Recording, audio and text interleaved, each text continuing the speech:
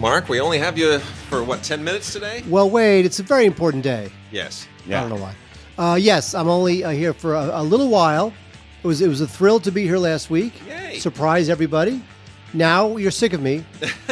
So I'll just be here for some of the show, and then I will leave it in the way more capable hands of Tim Cogshell. So where are you off to now? Well, I'm off to Paris.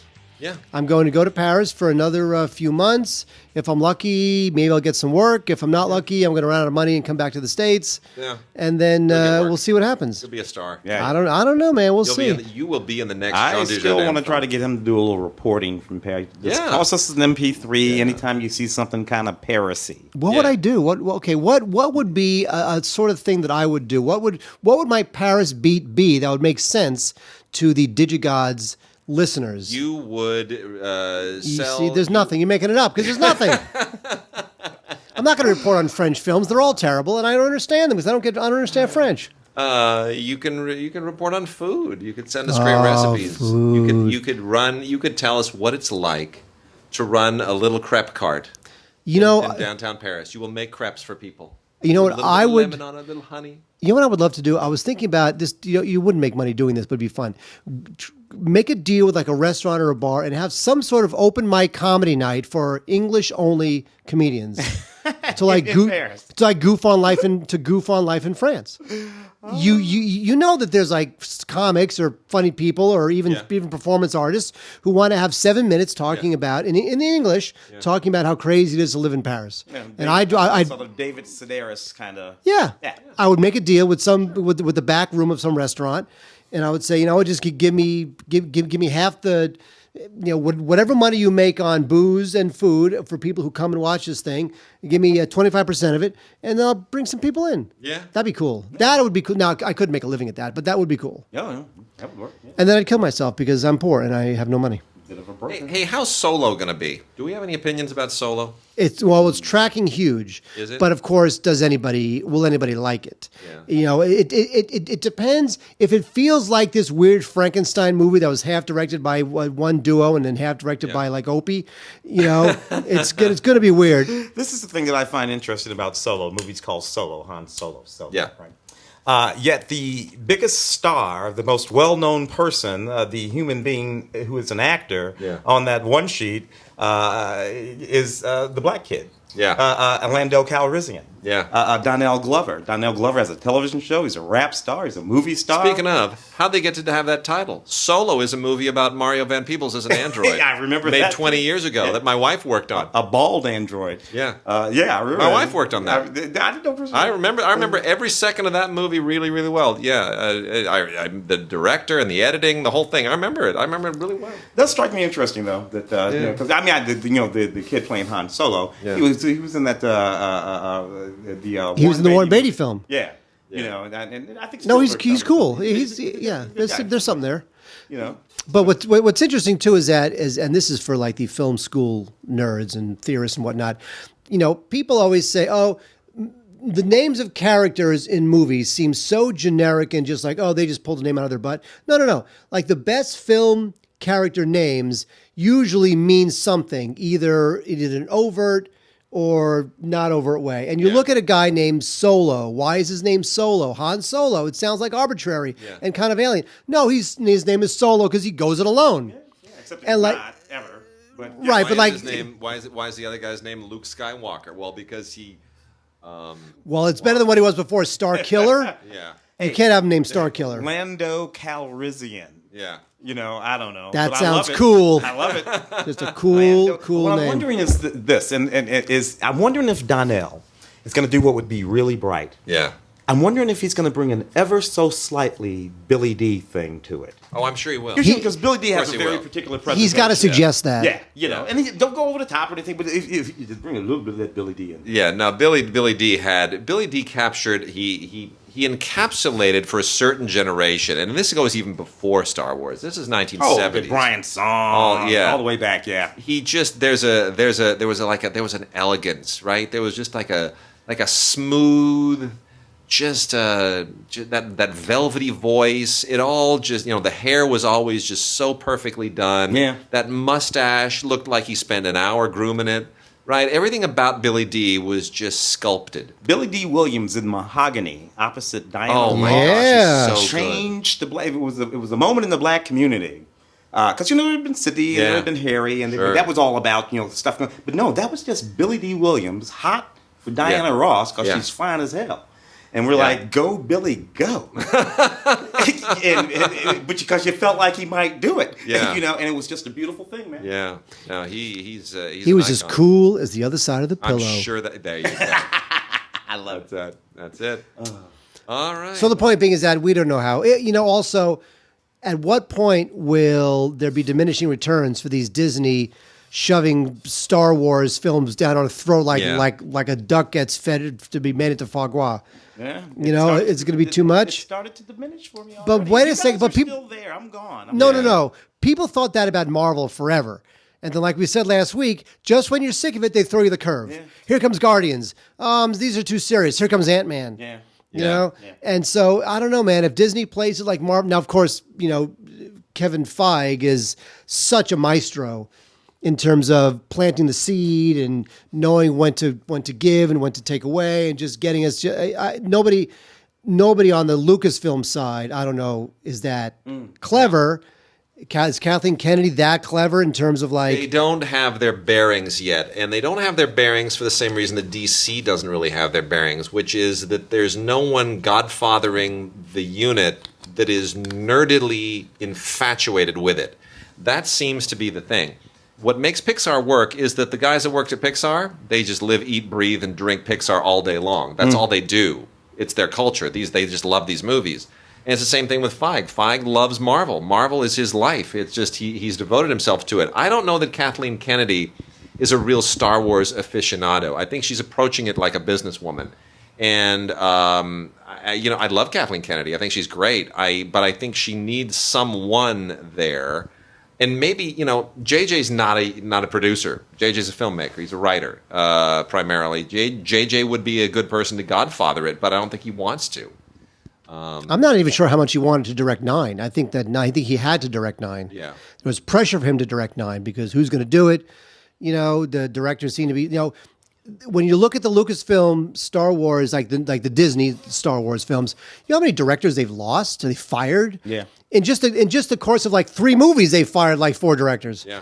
But I think it's the same thing with DC. Look at how many of those films. But they thought lost they thought Zach would be the guy to Snyder but no, he didn't have the correct sensibility. They lost 2 directors on Batman before Matt finally came on. They lost a director on Wonder Woman. They lost a director on Aquaman, and Flash both lost directors. I mean it's a similar thing. And then they made a mistake and kept the director on Fantastic Four. Oh my god, who they should have fired. those are dreadful movies.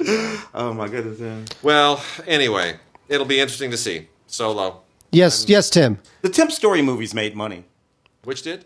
The Fantastic Four Tim Story movies. Oh, they did. Yeah, they did. If you they're release not those good today, movies, but if you release those today, you'd be like, this is lame compared to all yeah. the great stuff we get now. Yeah. Really sort of bizarre. Yeah. But they did make money. They had that one that reboot was just such a mistake. That's the guy they should have fired. Yeah.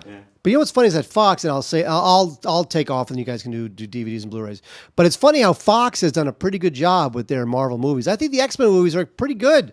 They're a little more adult and a little less popcorny than some of the Marvel films are. They have Deadpool. What I think they did that was smart is that they followed the Marvel strategy in building the X-Men world. The X-Men Marvel universe at Fox is a little bit different, but it still follows a similar pattern of setting up another movie at the end of each thing. They still have the teases. They're still building a broader world. They have the smarts to bring in a younger X-Men crew. Those movies are not, after Bryan Singer anyway, those movies stopped being about the directors. Yeah. The X-Men movies are not Bryan Singer was the last time that it was about the directors. The Marvel universe and the DC universe, the directors still matter. Yeah. Those Russo boys, and you can go. I mean, you all the way back. But on the other side, Yeah. it wasn't about the directors. It never was. Yeah, but Marvel's not making Logan. That's true. That's a really that's a brave film. move. That's a brave move, and it was great. Although isn't it Oscar weird? nominated. It's what's weird to me is that there was a moment they shifted gears because when you got Wolverine, the idea that was X-Men Origins Wolverine. We were supposed to be getting more origin stories, right? We were going to be doing origin movies for all these different X-Men. And they abandoned that, and they just stuck with Wolverine. I think perhaps because they thought that none of the others were interesting enough that they would justify origin stories. But I guarantee you, if you have an origin story for Magneto, if you go really deep into that, that could be interesting. They've hinted at it in 2 other films, all that all the Holocaust connection. But they haven't really gone deep into it. I think you could do a lot with that. So now all of that stuff, Legion. Legion on TV. You know what I'm saying? It's sort of all falls into that. Yeah. And I'll be watching all of it with English subtitles. Yeah. So I'm going to bid adieu, au revoir to our listeners. Thank you so much for all the support. Not that I won't ever be back. I mean, I said goodbye 6 months ago. Now here I am doing 2 shows. Just keep the passport in good order, and that's it. If things get too weird, you're gonna get where you are going to be the villain in the next Jean Dujardin film. I'm telling you, you will be. You are going to be an OSS villain. I would. You know what? I would be a PA on the OSS films. I love those movies. They're hilarious. Anyway, all right, guys. Well, thank you so much for having me as a guest. The podcast is in great hands, except for Wade. Yes, indeed. See you later, Mark. All right. And he's off. So we do wish Mark all the best moving forward. I'm telling you, he's going to be a villain in an OSS 117 film. No. We're going to laugh. The people of France are very lucky. Yeah, he will be the American villain. All right, so jumping into new movies and relevant new releases, I got a few here. A couple from Warner Brothers. Deep Blue Sea 2. Did anybody really want this? No. Yeah, I was going to say something clever, but skip that. Anyway, this is from Warner. It's a Blu-ray, DVD, and Movies Anywhere on this. Nothing really by way of extras, just some featurette material and a gag reel. Deleted scenes. I guess in the CGI era, we can do scarier movies than Jaws, but because we've had so many of them, they aren't scarier than Jaws. And I didn't think the first Deep Blue Sea was all that relevant. And, Deep Blue Sea, less people forget. Giant shark movie, people trapped in some sort of a high-tech something or other. I remember a great Rennie scene. Rennie Harlan, kind of a sort of semi-comeback for him in a way. I remember a great scene that involved Samuel Jackson being eaten suddenly by a shark. Yeah, that's the only thing I really remember about Deep Blue Sea. Well, and LL Cool J. I think LL Cool J. Rennie Harlan has nothing to do with this one. This is a straight to home video thing, and there's a whole like Alzheimer's thing that's part of this narrative that really doesn't need to be. The way that it dovetails now into this film is rather silly. It's the pharmaceutical angle. Anyway, I don't know. I guess if you like the first one, you'll probably have something. Batman Ninja is really great. Could I just say that? Batman Ninja, DC animated movie, Blu-ray, DVD, and Movies Anywhere. This is basically anime Batman. It's tremendous. It's just tremendous. So impressive. Really cool. Great idea. Amazingly cool animation. I just think it's great. I just think it's absolutely terrific. It's Batman all basically done anime style, and it's great. It's absolutely great. And, we've had Batman in feudal Japan, which is also really great. And this just looks so great. I don't know. I hope they do more of this. The Japanese anime artists are just so good. And if you see no other DC animated movie in your life, this is the one to start with. It's really great. It's just so impressive. Probably should have included that with the anime stuff, but which we're going to get to shortly. And then these two, I will make quick mention of. This is both straight to DVD, Blood and Glory, which is a respectable indie period thing. I kind of want to call it a Western, but it isn't really. It's not a traditional Western. It takes place in 1901, and it's sort of it's basically takes place during the Boer Wars in South Africa, which is for that country kind of a Western moment. It feels like an American Western, feels a little bit like an Australian Western in some respects, feels a little bit like a Civil War movie in some respects. If you don't know the history of the Boer War, you might want to check it out. This is a long movie, 2.25, Blood and Country, presumably, quote-unquote, inspired by true events. This is from Cleopatra Entertainment by way of MVD Visual, and it has a director's commentary and deleted scenes. But really check it out. Some really good acting in here by people that I've seen them in a few things. Charlotte Salt I've seen in Beowulf and The Tudors, and then Nick Cornwall in Retribution. So, these are not, big names, but it's a good film. It's worth checking out. The Boer War story, Blood and Glory. The Manor, which comes to us from Lionsgate. This is a straight-to-DVD thing from Lionsgate. Christina Robinson from Dexter is the star of this kind of creepy horror film where there's just these bizarre relatives that how do we even describe this? It is it's basically it's like Hills Have Eyes, except not with Michael Berryman and not in the mountains. I don't know. Maybe that's it. Anyway, a woman comes out of an asylum, and the world is crazier on the outside than it was on the inside. Maybe that's a better way of saying it. Anyway, it's a decent little horror film. It's straight to DVD. Some pretty respectably done. Directed by Jonathan Schermerhorn, who I've never heard of, but he's got some skills. Got a few more? Yeah, no, go ahead, hit those. The Winchester movie, which I thought was a little bit interesting. Helen Mirren playing Sarah Winchester, who, of course, was the heir to the Winchester, rifle fortune. Yeah. Built this house, started building right outside San Francisco, 7-story house, hundreds and hundreds of rooms. It's always been rumored that it was a haunted house. It is an interesting place. It has all kinds of doors to go nowhere, staircases that end in nowhere, wacky stuff like that. Anyway, it's a neat fodder for a ghost story, which is what this is, and actually a fairly effective one. If you like your ghost stories, spooky and well acted by Helen Mirren and Jason Clarke. Special feature driven by the spirits, sort of making of the movie kind of thing. Blu-ray, DVD, and digital download. Cool. Winchester. Dakota Fanning, Toni Collette, Alice Eve. Neat little movie, please stand by. About an autistic young woman who has a particular obsession with Star Trek. And she sort of gets away from her caregiver and takes this journey, this little cross-country journey, to go and deliver her script for a Star Trek screenwriting competition. Look, this is, It sounds better in concept than it is in execution. Yeah. In terms of execution, the autistic thing is kind of complicated to begin with. I'm not sure it even needed that. Yeah, I'm sure it didn't need it because 9 times out of 10 you're going to get it wrong.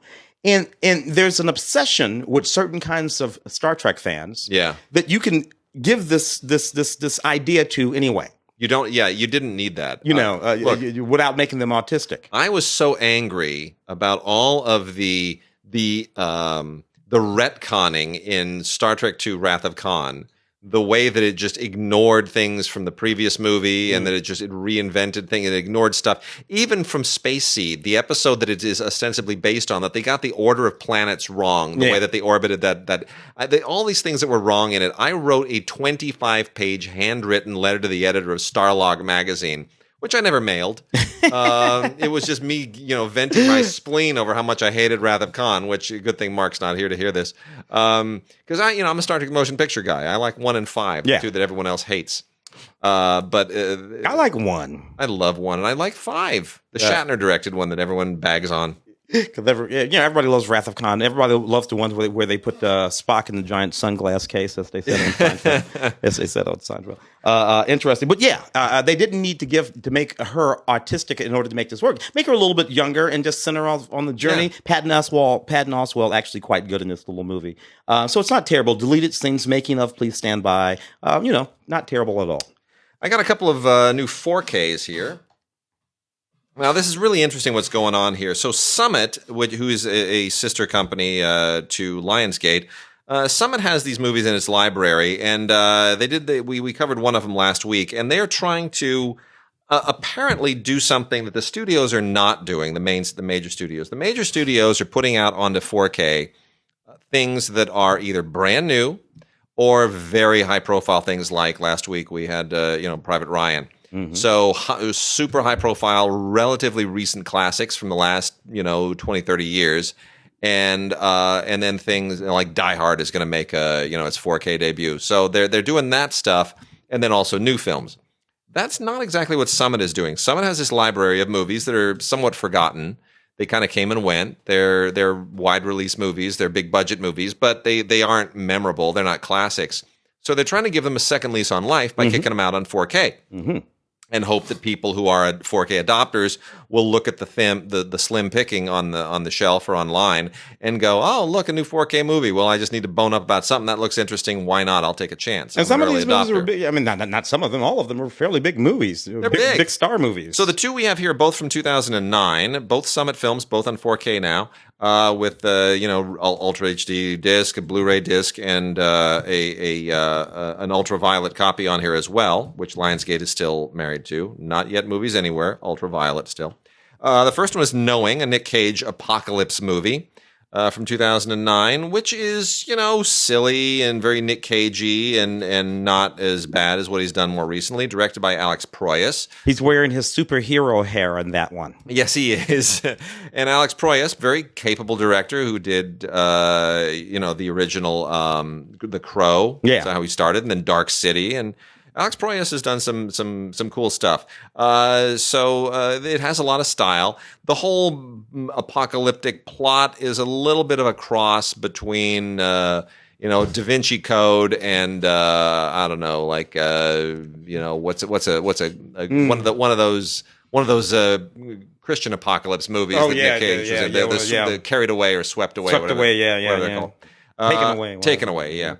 So it's a little bit like a cross between those, but it's not great. But you know what? In 4K, it kind of scratches the itch. The other one is the better film, Push, also from 2009. Push is kind of like a second tier, again with Dakota Fanning, kind of like a second tier X-Men film. It's like X-Men without being in the X-Men world. Yeah. These people with superpowers who've got to flee the government, and they're on the run, and they got to use their powers and work together. Chris Evans before he was Captain America. Yeah, after he was Johnny Storm, but before he was Johnny Storm. Captain America. Yeah. Yeah. And Dakota Fanning, Camilla Bell, and Jaimin Hunsu. It's a good cast. It's a pretty good little movie. I saw that movie. I liked it. It's not bad. It's special effects and the plot line, all that stuff. Yeah, Paul McGuigan, who directed it, a real solid director, and David Borla. Don't know him, but he wrote the script. It's a decent little script. And Paul directed Lucky Number 11. Yeah, that's right. Yeah. Lucky Number 11, which I liked. Yeah. So Push is probably the better of the two here, but both of them will do right by your 4K system. They're both really, really nice transfers, and Summit is doing a good job with the mastering. What are we doing? You want to knock off a couple of these movies before we go on to the television? Yeah, let's hit those two. To the side here, I got Bent, Carl Urban, Sofia Vergara, and Andy Garcia. This is an okay little movie. Ex-cop, drug bust goes wrong, one of those kind of things. A guy finds out that he's actually a deep cover CIA agent. One of those kind of things. It's a perfectly okay little movie. Sophia, I've come to think of her and so closely see her related to that television show. Yeah. What is it? The Family, whatever. Yeah. Yeah. That I have a little hard time watching her with a badge around her neck holding a gun. At least if she's not pointing at it. But what the heck? It's actually an okay little movie. Special features behind the scenes of Bent cast and crew interviews, Blu-ray and digital. So here's a really interesting, unusual movie that completely slipped me by. This is from Lionsgate, which includes Ultraviolet, Blu-ray with Ultraviolet. It's called The Forgiven, starring Eric Bana and an almost unrecognizable Forrest Whitaker as Desmond Tutu. Forrest Whitaker puts on a prosthetic nose to become Desmond Tutu and does a really good job of it. He's virtually unrecognizable. If you pay attention to his mouth, it's pretty good. But considering that you go from Idi Amin to Desmond Tutu, not bad, Forrest. Really not bad. Not bad at all. Roland Joffe film, man. I mean, yeah, Roland Joffe's Joffrey, he's still out there. He's kind of on the fringes, right? But he's still kicking it. The guy who did, the Mission and Killing Mission, Fields. yeah. Yeah. So, and he co-wrote the script of this and co-produced it as well. So it's entirely his thing. But it's a really interesting story. It's not the movie's a little bit underbaked, but it deserved better than it got, I think, from in public exposure. It all kind of deals with a murderer who is seeking clemency, played by Eric Bana, who is visited by Desmond Tutu, and what transpires from this, which I can't really get into. The turns of it are very interesting. Actually happened, and it's really quite interesting, and I'm surprised that I didn't even know about the original story, that there was this moment between this convicted felon and Desmond Tutu, that this thing happened and that the news didn't really pick up on it and run with it. This story was kind of under the radar. It's shaped a little bit like, and this is not exactly analogous, but a little bit like Dead Man Walking. If you remember the Sean Penn with Sister Helen Prejean and all that kind of stuff. It's shaped Absolutely. a little bit like that. Absolutely. Yeah, completely analogous. Very similar story, in fact. Yeah. And two really great actors. I mean, Eric Bana is just so good. What happened to Eric in terms of the A-list American movies? You know what happened? Two things happened. Hulk and Henry VIII. Really? That's what happened. He played Hulk. Didn't really pan out.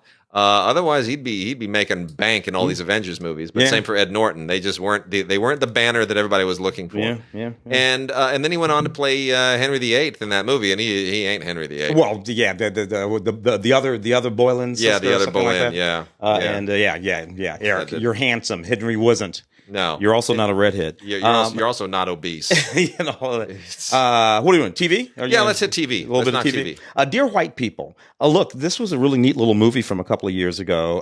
And when they decided to do this series, I was kind of critical. 2014 film. Yeah. I was kind of critical because, I saw this thing starting to happen. Spike Lee doing She's Gotta Have It as television. I'm like, okay, what are we doing? Are we doing this now? We're doing the MASH thing. We're taking a hit movie and we're going to turn it into a series and really try to milk it for as long as we possibly can. And look, man, I want everybody to get paid as much as the next guy, but usually these things are terrible. Yeah. This is not. I know. This is actually quite good. So this is season 1 of Dear White People. It's still funny, mostly. Yeah, sharp and biting. They found an angle. And I have to be honest, I had the same feeling because you watch the movie and I kind of felt like, well, everything he has to say on this topic is in the movie. Yeah, I don't know how you turn this into a weekly thing. I don't know. It's going to be the same jokes over and over. But it's not actually. They found a groove, they found an angle, and it's complementary to the film. It veers off. It's way less judgmental. Same thing with She's Gotta Have It. By the way, it took me a while to get into. Not that we're talking about that at the moment. This is Dear White People, which I have not yet watched. And again, critical for all the same reasons. This is what I like about it. Every single episode is written by a woman, mostly Spike's daughter, and other women. How old is Spike's daughter? About 26. Are you kidding me? Yeah, it's ridiculous. And actually has an older one too. And the thing that I don't like about She's Gotta Have It is that Spike directed every episode. Yeah. He shouldn't have done that. He should have let the girls have it all. You know, I mean, he set the stage. Go over there and let's see what they do. But he had to be hanging around. Dad. Anyway, go ahead. Good show, though. I do like it. Got some old comedy for you, old TV comedy. Rowan and Martin's Laugh-In, the complete 4th season, which is really in a groove. 4th season is considered one of the best, and for a very good reason. It's the writing is sharp, the editing is sharp. They're in a groove. They got the formula. Everybody kind of knows what they got to do, and it has some of these really, really unbelievably classic moments with Don Rickles and Sammy Davis Jr. and Wilt Chamberlain. One of the all-time great laugh-in moments. Goldie Hawn came back to the show in the 4th season as an Oscar winner. Yeah. Butterflies? No, flower. What was it? Cactus Flower. Cactus Flower. Yeah. Cactus Flower. Yeah. And a lot of unbelievable guest stars on here. Debbie Reynolds shows up. Carol Channing. Bing Crosby, Tim Conway, Bob Newhart, Rod Serling. It's just Flip Wilson. It's a really one of the things I loved about Laugh-In over the course of its run, that season in particular, is you saw all kinds of black and brown folks on that show, including James Baldwin, including Jim Brown. You would see dancing around in that room. Yeah. They're all dancing there. Yeah. Teresa Graves on that show. Yeah. So it's a really interesting thing that a show that long ago, that's 50 years ago now, archived a sort of interaction that you don't even see that much now on television. But it just goes to show the way things, And these transfers are really good. Time Life really, really nailed it. I mean, they kept the masters really clean, and they've done a really good job. So, and by the way, Rowan and Martin, they are funny. Oh, yeah. Those little things, that was hysterical, dude. Yeah. That was so funny and topical, but still funny even to this day. It changed television, and it changed the culture. As did Jackie Gleason. Yeah. We have a 3 DVD deluxe edition of the Jackie Gleason Show in color, with 7 unreleased Honeymooners sketches on here, which are terrific. And again, great guest stars, including obviously Milton Berle, who was always there with Jackie Gleason, Jack Benny, George Burns, Mickey Rooney, Groucho Marx. It goes on and on and on. This includes 12 never-before-released episodes of the Jackie Gleason Show, remastered and in full color. And then those 7 great Honeymooners sketches. It's funny stuff. There are 12 unreleased episodes of the Jackie Gleason Show? And what's unbelievable about this never before released. I mean, aired on TV, but never before released. Never before released insane, at all. Yeah. And I haven't seen these since I was a kid. And I mean, I was little. I remember sitting there with my mother and my father. We had a black and white TV, a 12-inch black and white TV. I never saw this in color, but I remember the openings. He shot the show. They aired it live from Miami Beach, where you're going over the water, live from Miami Beach, and there's this helicopter shot going over the ocean and coming in on the hotel. I remember that really, really well, and I was little, man. I was really, really little, but it's amazing to see it in color. It's like watching it the first time again. Jackie Gleason, legendary television figure, and this is just great stuff. Fantastic, man. Shameless. This is the complete 8th season of Shameless. I will admit that I did not start watching this show until a friend of mine sort of turned me on to it. I don't know, probably less than a year ago. And I sort of fell into it in a certain spot. She was like, no, go back to the beginning, go back to the beginning. So I did. I went back to the beginning and started watching it from season 1. I didn't think I was going to like it because, frankly, I don't like drunks. Generally speaking, and all of the sort of mayhem that goes with that sort of general sort of thing. There's a thing going on in the show, though, which, had I watched it, I would have caught on to right away. So the show is not about him. Yeah. The show is about her. The show is about the daughter, his eldest daughter, and how she holds this whole big crazy family together with all its difference going on, and him as a father, despite him. By the time you get to season 8, and actually this would have happened in season 7, so I won't be giving anything away. This girl is rich, and owns property and everything. And I'm like, you know what?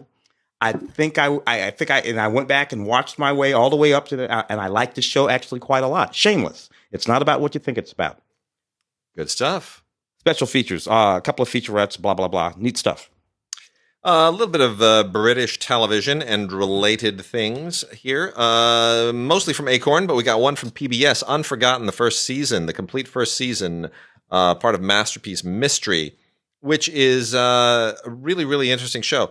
Nicola Walker, who previously appeared in Last Tango in Halifax, plays DCI Cassie Stewart, super smart detective, who is basically dealing with kind of cold cases. And her partner is played by Sanjeev Bhaskar, who is formerly of the Indian Doctor, who's really, really, really good. Yeah. And the mystery here is quite wicked and really, really well written. It's very, very, very interesting. And my favorite part of this is that old reliable, the aging Tom Courtenay, who is just phenomenal in this. Tom Courtenay is an absolute force of nature.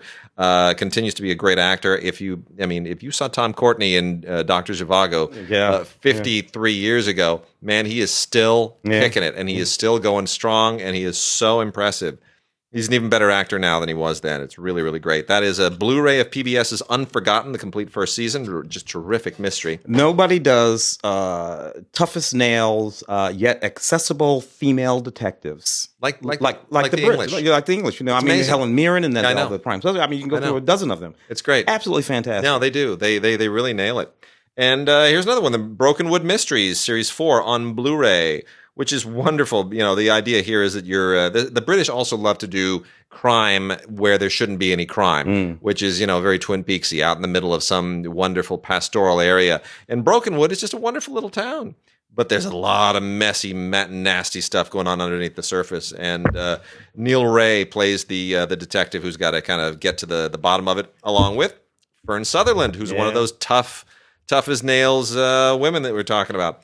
This, of course, takes place in New Zealand, but it technically is, we include the Australian and the New Zealand stuff as all part of that British mentality. It's all part of the same cultural undertow. And it's just really well done. It's terrific. And the fact that watching this also, I'm looking forward to that second season of the Jane Campion show. Top of the I know the one you're talking about. It was on my head. Which was terrific too. So looking forward to that. Campion. Ackley Bridge Series 1 from Acorn TV. Not a mystery, not a crime thing. This takes place in Yorkshire in the UK and deals with school integration issues between British students and the children of Pakistani immigrants, and it's really quite. It's kind of illuminating. It doesn't go where you expect it to go. It's not as self-serious as you think it might be, and it really it's kind of hopeful and wrestles with a lot of these issues kind of head on. It takes them, just deals with them, and all sexual issues and ethnic issues and race issues and nationalism and racism and all that stuff. It really tackles it in a very intelligent way. It's really well written. It's Series 1 of Ackley Bridge. And I am very much looking forward to where that show goes.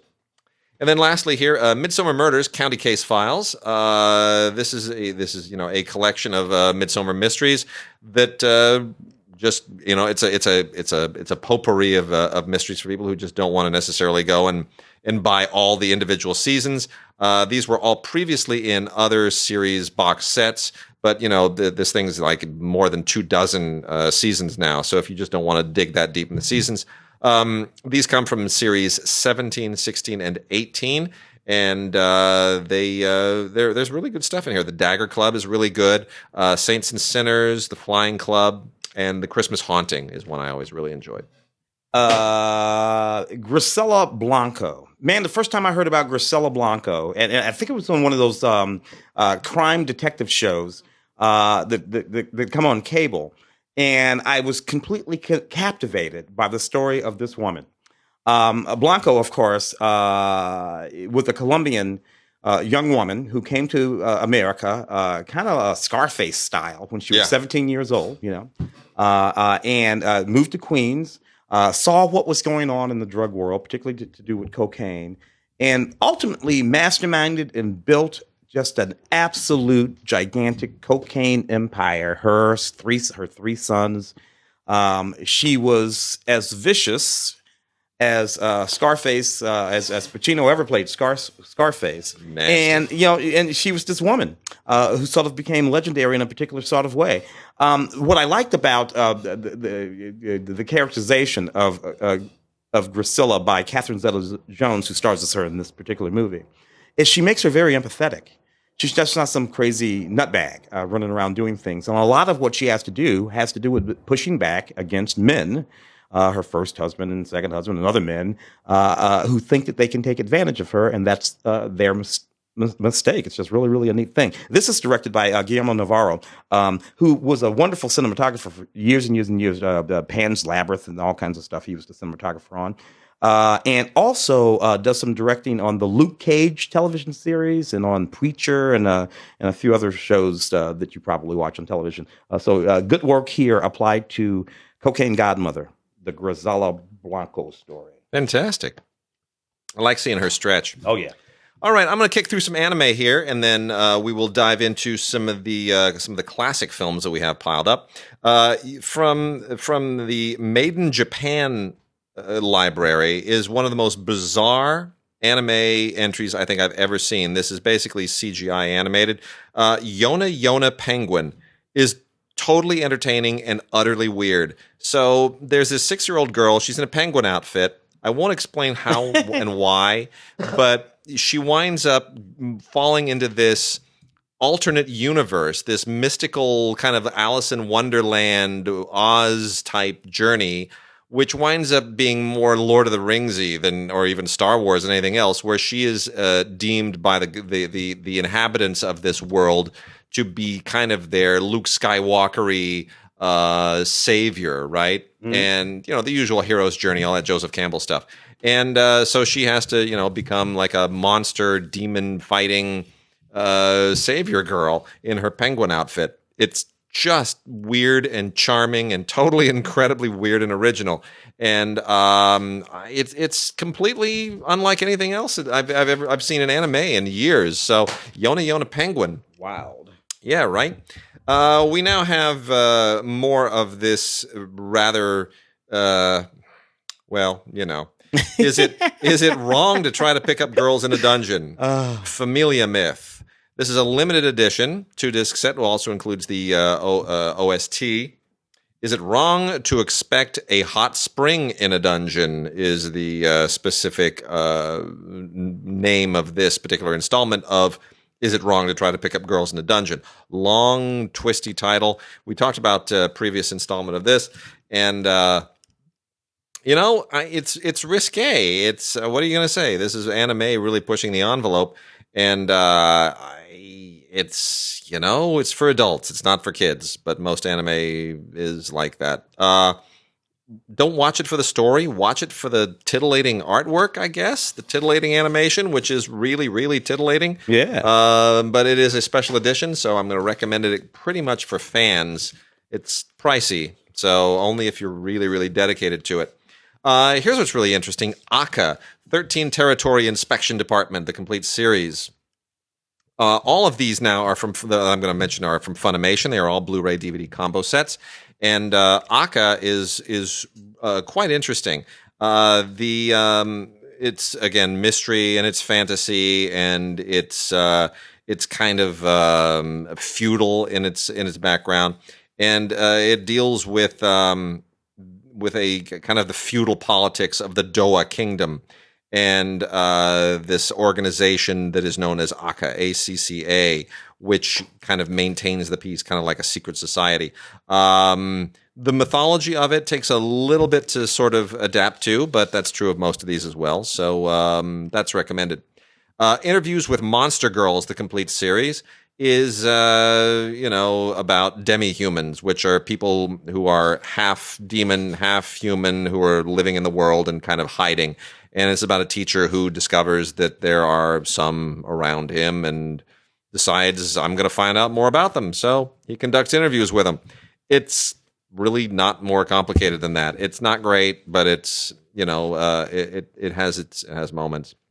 Kano, The Right Answer, the complete series, is an alien invasion thing, an alien absorption thing. It kind of goes into most of the places that, like, if you're familiar with Arthur C. Clarke's Childhood's End, which was done as a live action thing on Sci-Fi not too long ago. This has aspects of that in it, and it's also got aspects of Independence Day and other alien invasion things. Kado, The Right Answer, Kado. Koro Sensei Quest! ! Shorts. This is just kind of weird, tweaky stuff. This skews a little bit young, with magic assassins and this kind of Harry Potter-like magic school. It doesn't really work for me. It's too derivative of Harry Potter. Monster Hunter Stories, Ride On, Season 1, Part 2, is basically about a kid who's a monster rider, and it doesn't really go any further than that. It kind of skews young as well. Didn't really do anything for me. Puzzle and Dragons X Part 2, terrific animation, really, really interesting. Deals with the with it, it's again more, it's kind of Joseph Campbell mythical stuff about a kid who learns to be a dragon caller, which are humans who can, it's better than Monster Hunter, in humans who can conscript dragons and make dragons their servants and their allies and so forth. Puzzle and Dragons X Part 2. And then 2 more here. Super Lovers Season 2 is just really well written. There's nothing here spectacular, nothing here science fiction-y or fantasy or genre. It's just about a really a powerful relationship that goes into some interesting directions and could just as easily have been a live action film. And then lastly, Tokyo Ghoul the movie. This is again like all the others, is a Blu-ray DVD combo pack, and it's about a guy whose only way of surviving is to become half human and half ghoul. And once that saves his life, then he finds that he has a kind of like a. It's like one of the I guess I want a best thing to compare it to Blade, maybe, because Blade is right. He's part human, he's part vampire, yeah, and he has to sort of deal with the appetites and the friction between those two things, exactly, and manage it. Try to manage it. So that's a little bit what Tokyo Ghoul is. It's kind of like a supernatural version of Blade, or a more supernatural, more ghostly version of Blade. And that is our anime. Tim, what do we got? Let's do some classic stuff from Arrow. I guess the business that we have here, correct? Yeah. The bird with the crystal plumage, Dario Argento. I'm so sick of him. What are you going to do? Not his daughter. Yeah, she's Asia. awesome. Asia's fantastic. You know what I liked about this movie? It's even in 1970, I was into Tony Mustante. Yeah. Who went on to play Toma a few years later, an Italian detective cop series or something like that, and Stingray and all this kind of stuff like that. That's the thing that I actually liked about this movie. It's a movie about a guy who's a writer living in Rome. He sees this horrible murder happen in this art gallery, but he can't do anything about it. He becomes a bit obsessed with it and starts investigating what happened himself to see if he might have seen something to lead to finding the killer. And, it's at the top of the Giallo sort of, is this his first Giallo film? Might have been. No, it might have been. I don't know. I'd have to look it up. Anyway, brand new 4K restoration of the film from the original camera negative, which is kind of amazing. High definition Blu-ray presentation. Lots of neat stuff on here, including an essay by Dario and a few other people. So if you're a fan of Dario and all of his work, sure, you're going to want to grab this. I sort of grew out of my Giallo phase about 45 years ago. I think. So it's not my kind of thing particularly. Reanimator, 1985. This was a fun movie. That's such a classic. And it's funny because normally, I mean, it's Frankenstein, let's be honest. Yeah. It's a knockoff of Frankenstein, but somehow, man, with Stuart Gordon and that whole crowd, he just found a new way into it. Yeah, adaptation of the Lovecraft, of course. And it just really is a movie that really just never gets old. Looks a little dated in some ways, but I actually like it better than most of what happens in this movie now would be done with CGI. Yeah. But it's all practical effects in this. Reanimator from Arrow. Again, 4K restoration, unrated version, high definition Blu-ray, subtitles, isolated score, just more and more and more and more stuff. Just a fantastic collection of things on a wonderful movie. And 2000 Maniacs. Yeah. What do you know about 2000 Maniacs, man? 2000 Maniacs is kind of a notorious film. Herschel Gordon Lewis. Yeah, it's not. It was 1963, so it's early. It's one of the original Gore things, but it's not very good. But what I liked about it is it's set in the Deep South, and a lot of these things. Yeah. So I mean, Texas Chainsaw Massacre and whatever. And you have these people, they go down there in the Deep South, and these townspeople in the sick town just, they start killing them. They also include, they also include Moonshine Mountain, which was his an even more uninteresting movie. But Moonshine Mountain is From 1964. Wow, that's really interesting. No, there's a lot of stuff on here, tons here, including David Friedman, The Gentleman's Smut Peddler, a tribute to David Friedman. We interviewed. Were you there the day we interviewed? Oh yeah, David Friedman? for Schlock. For Schlock, you know, he's just such a great guy. David Friedman, of course, produced all of Herschel Gordon Lewis's stuff. Excuse me. 2000 Maniacs. Yeah, it's another great one from Arrow. Angry at the Yankees. Angry at the Yankees. Yeah. Where are we going? Let's see. I'll do some Twilight Time here. We got 4 new ones from Twilight Time, which you can get at twilighttimemovies.com or screenarchives.com. This is a great selection. Every month they come up with such interesting stuff. I'm going to save the best for last here. And I'm going to start with Autofocus. Autofocus is one of the more recent Twilight Time releases. If you didn't see it, Paul Schrader made a movie back in 2002 that was detailing the Bob Crane affair. Now, Bob Crane, of course, played Hogan on Hogan's Heroes and had, apart from being a star, had a rather bizarre double life that resulted in his death. Yes. That got into some nasty little... I remember that when it all actually happened. I do too. And it was, as it was slowly divulged, the sex parties and the movies. And he had a fetish with porn and making porn in Vegas. I think it was Vegas, right? It's just nasty and weird and creepy. It really is. And, too bad Mark's not here because Mark knows Greg Kinnear. And Greg Kinnear pretty much kills it playing Bob Crane. He really nails it. It's great casting. Willem Dafoe is even creepier than he's ever been, and he's really creepy. But anyway, it all goes south in a horrible, horrible way, which makes this a very unpleasant movie to watch in many ways. But it's still a really interesting story, and it's a very well done movie. And it's one of the better things that Paul Schrader has done over the last 20 some odd years. Yeah, it's in his bailiwick. It is of that sort of thing. I think I eventually got convicted of that murder, if I'm not mistaken. Yeah. Oh yeah. It's all here. It's just amazing trajectory how it destroys his family and everything else. It's really interesting. From the 1950s, we have another couple that are really interesting, Blue Denim and No Down Payment. No Down Payment was made in 1957 and is one of the lesser-known films by Martin Ritt, I think, because it's kind of not exactly what he normally does, but what an amazing cast, what an absolutely wonderful, wonderful cast. Tony Randall and Jeffrey Hunter and Patricia Owens and Pat Hingle. It's just a really, really interesting movie, and it's especially if you live in California.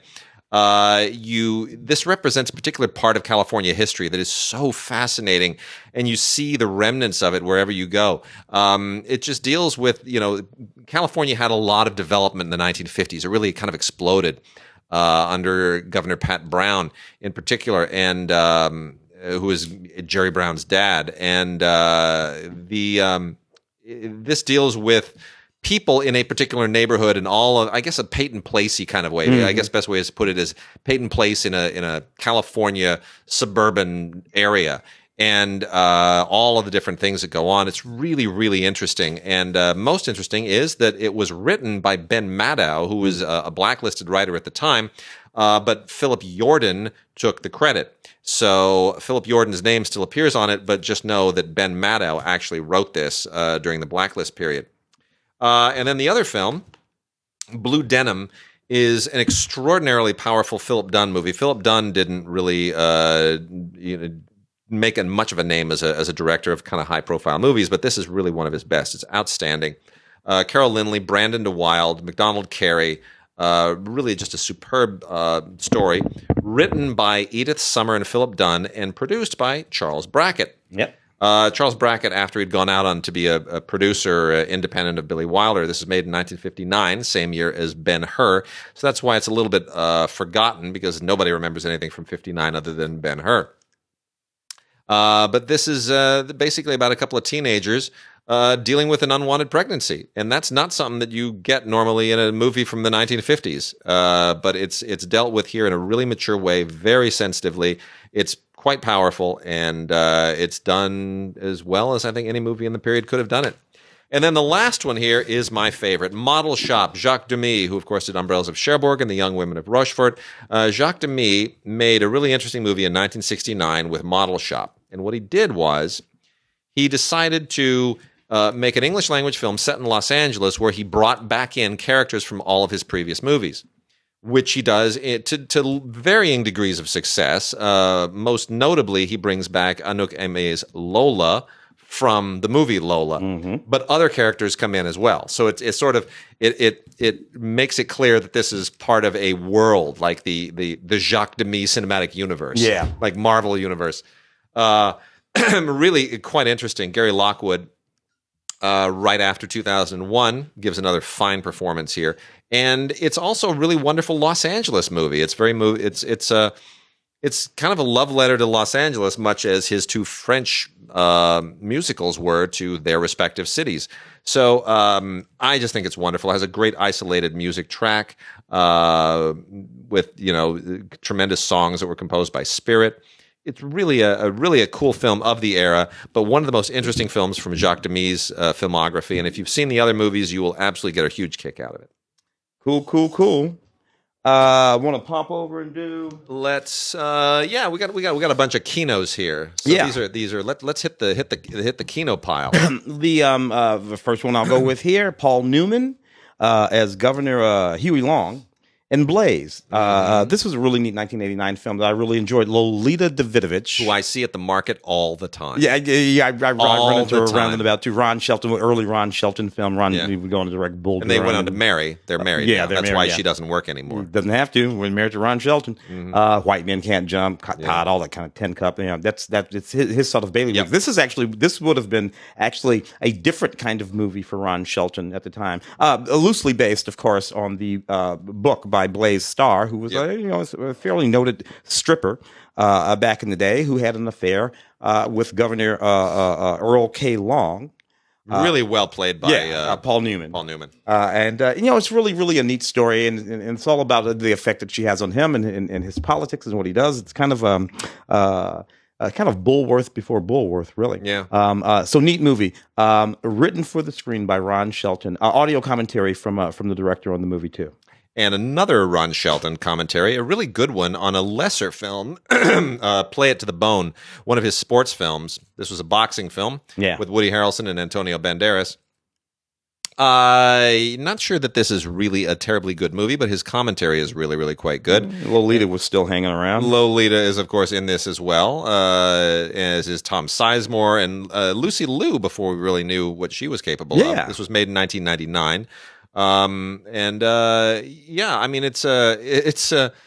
guess it's White Men Can't Jump in a boxing ring is maybe the better way to put it. But Woody Harrelson is great, but I especially enjoy Antonio Banderas in this. It's not deep, it's not great, but it's a Ron Shelton movie. You'll get a kick out of it. It's that thing that he does. Ron Shelton. Jim Abrams. I love me some Jim Abrams. Back to Airplane and before Top Secret, Val Kilmer, all that good stuff. Hot Shots. Pot deux. He made a movie called Mafia with Bette Midler. He made Mafia too, but I got Mafia. You got Mafia over there, but he made this movie, a Big Business. Bette Midler and Lily Tomlin. Tomlin and Bette Midler, kind of at that height of their sort of middle '80s sort of comeback period that they were both having when Bette was doing, Wind Beneath My Wings and all that kind of stuff like that. This was a very, very cute film. In the vein of the stuff that they did. So, to that extent, it's kind of cute. Audio commentary by director Jim Abrams and a few other things on the DVD. And the other Abrams film is Mafia. Now, the correct title of this, without which you don't really understand it, is Jane Austen's Mafia. It's Jane Austen's Mafia. And the idea is that this was 1998 when we were getting a lot of Jane Austen movies, right? We were getting Sense and Sensibility with Emma Thompson, and we were getting the whole mess Emma. Of we had Emma. Emma was being released. There was one with Minnie Driver. Yeah. There were a bunch of them. There were like 4, 5, 6 of them, all in the span of about 2 or 3 years. So he made a movie that was taking pot shots at both Jane Austen movies and at The Godfather. And so he made Jane Austen's Mafia, which is not terribly funny, I hate to say. But again, it's a really good commentary. It's a better commentary. I remember this very well. I did the junket for this. Oh, yeah? Yeah, I did the junket for this. I remember it very, very well. And it was actually a really fun junket. Abrams I felt badly for not liking the movie better. Yeah. Because he was so enthusiastic, and Jay Moore was just really animated. Young Jay Moore, he's like, And it was a good junket. Olympia Dukakis is very funny. Christina Applegate was very, very funny in it. Everybody's funny, but the movie just isn't. I don't know how to explain it. But anyway, it has really good commentary, and so I'll recommend it just for the commentary alone. This is a pretty neat movie. Bo Svenson and Sybil Shepherd in Special Delivery. I remember this. I see him at the market too. You run into him all the time too? Every time I see him at the market, all I can think of is, Ivan, did you see the sunrise? Bam! I'm so glad Magnum killed you, man. Oh man. The one time Magnum pulled the trigger. Oh, thank goodness. Paul Windicos made this neat little movie. This is a neat movie. It's really just a bank robbery movie. It's set in Los Angeles. Back in the day, you'd have been hanging around. This is middle '76. You'd have been like a kid when they were. Oh yeah. Running around Los Angeles. Sybil Shepherd looking fantastic. Brand new HD master from a 4K scan of the original 35mm negative. This was a Paramount film. It was a neat film. I actually liked this quite a lot. Sybil is fantastic in this movie. So got a couple of wacky comedies here from the 1970s. Both of them rated, well, one of them is rated G, the other one's rated GP, which is kind of like PG of a previous era, which would be a G today. So they're both rated G. Let's put it that way. These are also both from the ABC Picture Corporation, which doesn't really exist anymore. But so they come from a very particular sensibility in the 1970s. The earlier one from 1970 is a Jackie Gleason movie called How Do I Love Thee? And it dates a little bit, but I mean, come on. Jackie Gleason and Shelley Winters, give me a break. I mean, Maureen O'Hara is wonderful, but you know, just a movie that has Jackie Gleason and Shelley Winters in it is a movie I want to see. And I still enjoy this. It's dated, directed by Michael Gordon, 1970, but it's still kind of fun. And it's one of those 70s era farces that packs too many people into too many preposterous situations. 70s era farce that should have been made in the 60s. Exactly. Yeah. It should have been made it should have been made around the same time as Mad World. Yeah, exactly. Yeah. It's kind of some of those sensibilities, but it's based on a book apparently by Peter DeVries, who wrote Pete and Tilly. And you know, the cast is wonderful. The one that's much more my speed is Mastermind, which is a Charlie Chan spoof, starring Zero Mostel in Yellowface, which again is acceptable only because it is a spoof. And Mostel just completely kills it. It's 1976. It's a little bit late for a movie like this, but it really it takes pot shots at the whole Charlie Chan movie genre in such a beautiful way. It's not quite a Peter Sellers Clouseau thing, but it kind of winks at that a little bit as well.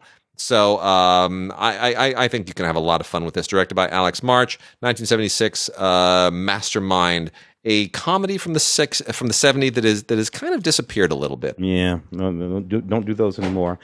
Feast of July. Feast of July is a 1995 film that's really kind of interesting in that it is a sort of Merchant Ivory-esque film that doesn't have anything to do with James Ivory. Ismail Merchant did produce it. But Ivory is really not connected to it. It's a lovely film adaptation. It's about a young woman that goes to live with this family that in which there are these three sons, and you know, obviously the three sons all fall for her. She chooses one, and tragic circumstances ensue. Ben Chaplin is one of the sons. I think it might have been the first or second time that I ever saw Ben Chaplin in a film here. But it's a perfectly beautiful movie of a sort of Merchant Ivory type, and it's a gorgeous movie too. It's just beautifully shot. Audio commentary by the director. 1995, Feast of July. A wonderful, the last one here from Kino is a really wonderful Western kind of romantic comedy. This movie has been kind of buried a little bit.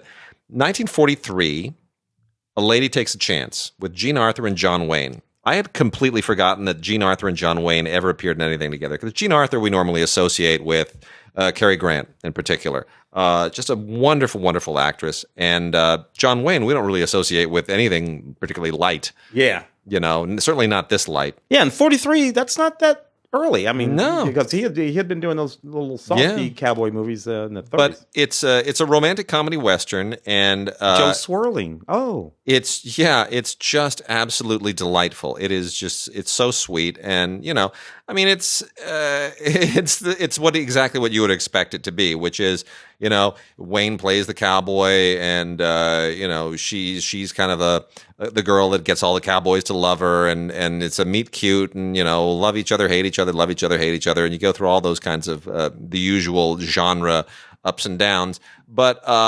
she plays it tough, she plays it fun. He plays it light, and he's vulnerable, and it's just really, really delightful. It really is an incredibly sweet film. It's a pleasure to watch, and they did a great job with this transfer. This is taken. This is an HD master. This is a Blu-ray HD master from a 4K scan of the original 35 millimeter nitrate negative. And the nitrate fine grain. So, I mean, the Paramount gave them the very best elements that they had, and they absolutely got the most beautiful look. The only thing that'll make this look better is releasing it in 4K. Yeah. Otherwise, it's just absolutely terrific. The House That Dripped Blood. This is an interesting little anthology of films. Actually, it's just one film with four storylines, four little stories within the films. The movie's about this house in the UK. It's like mostly an unoccupied house. These terrible things happen at this house, and we have a detective who's investigating all these things. Nice. But they're kind of like these four little standalone stories that are sort of interesting to me. One of the Peter Cushing is in one of them, but the one that I like, Denholm Elliott is in one of them. The one that I like the most is the one about the guy with the black cape, and that stars John Pertwee, who of course was like the third Doctor. Right. In the Doctor Who series. Right. So, by the way, if you watch Gotham, the guy that plays Alfred on Gotham, which is the television version of the Young Batman series, that's John Pertwee's son. Oh, that's right. Sean Pertwee. That's right. So anyway, a little notch there. Anyway, this was really cool. Vampires, a little voodoo, kind of sexy. The House That Dripped Blood, from the author, by the way, of Psycho. Oh, yeah. The book. Robert Bloch, who also wrote an episode of Star Trek, the original Star Trek series, which is Cat's Eye. Yeah. Yeah. Sweet. Robert Bloch. And then lastly, we're going to go out with a sensational new Blu-ray from the Warner Archive collection. Sensational. So much great stuff in the Warner Library, and boy, did they get a great one here. George Cukor directing the amazing, wonderful adaptation of Cole Porter's Les Girls with Gene Kelly, Mitzi Gaynor, Kay Kendall. This is an absolutely wonderful, wonderful musical. The best people doing it. This is one of those things where all the elements came into perfect alignment. The stars completely aligned, and it's just that great Cole Porter music. It's with Mitzi Gaynor and Gene Kelly. It just doesn't get any better. It really is a wonderful film. George Cukor just nails it in every conceivable way. This was made in 1957. Mm-hmm. Right kind of, on the cusp. The next year you got Gigi, and then the 60s gave us all of those great musicals, including 1964, when Cukor would win Best Director for Best Picture, My Fair Lady. So this is kind of, you can see Cukor flexing those muscles. He's a veteran already at this stage, but he still has his best work yet to come. And this thing won an Oscar for costume design that it totally, absolutely deserved. And it's an absolutely wonderful, wonderful story. So if you haven't seen Les Girls, it's good to see on stage. Yeah. But man, what a great movie. Gene Kelly, never better. All right. With that, we are done. So glad Mark. That was great. That was great having him for a show and a few. And we will be back next week. Hopefully, Hollywood will not come apart at the seams. And I'm going to keep trying to get to the bottom of what's happening with Oppo. That just is mystifying everybody. But I want to get the story on that. I think it has something to do with the Russians. It very well could.